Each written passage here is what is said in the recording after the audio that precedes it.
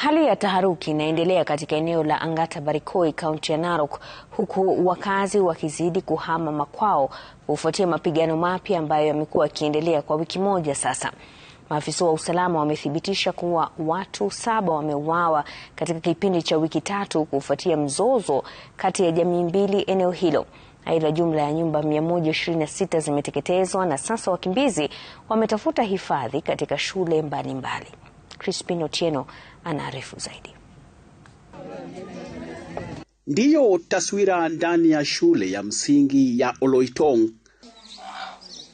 Mamia wanahangaika. Hapa ndipo walipotafuta hifadhi baada ya kuhama vita kwao. Jane Kosgei ni mama ya watoto 3. Anajaribu kuwaandalia wanawe chajio. Kosgei ni miongoni mwa watu waliobahatika kuwa hai baada ya kijiji cha Rotik kushambuliwa. Nyumba yake ni kati ya zile zilizoteketezwa. Mapigano ya jamii mbili yameacha watu 7 maiti. Sasa alisema ametuma serikali, ametuna security ya kutosha. Sasa security ya kutosha alikuwa iko wapi chana? Siona alitufukuza chana akapiga risasi. Tukaanguka na watoto.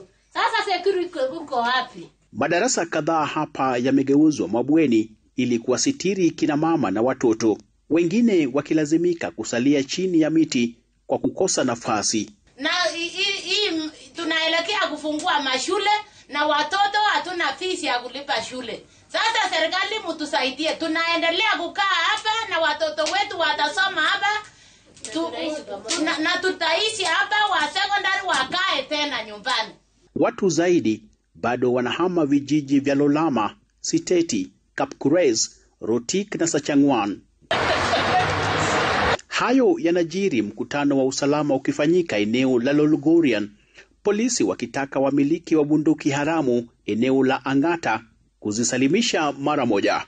Nyumba ambazo sio kuchomwa peke yake, lakini nyumba ambayo imepata matatizo ni 120. Wale wameathirika ambao wamepoteza maisha yao ni watu 7. Tumeweka darubini watu zaidi ya 20 ambao tunataka kuwashughulikia. We are targeting about 20 ambao mienendo yao bado inashughulikiwa. Once these investigations are complete, the law will take its course. Ni mkutano ambao pia uliwashirikisha wazee kutoka jamii ya Wamasai na wale wa Kipsigis katika jaribio la kurejesha amani. Vyombo vya usalama vikirai wakimbizi kurejea kwao. Wakuu wa usalama wanasema kwamba wanaendelea na msako wa watu 20 wanaotuhumiwa kwa uchochezi wa vita mpakani, huku wale ambao ni wakimbizi wa ndani kwa ndani wakihimizwa kurejea nyumbani, kwani hali ya usalama imedhibitiwa kwa sasa. Crispin Otieno, runinga ya Citizen, Transmara Kusini, kaunti ya Narok.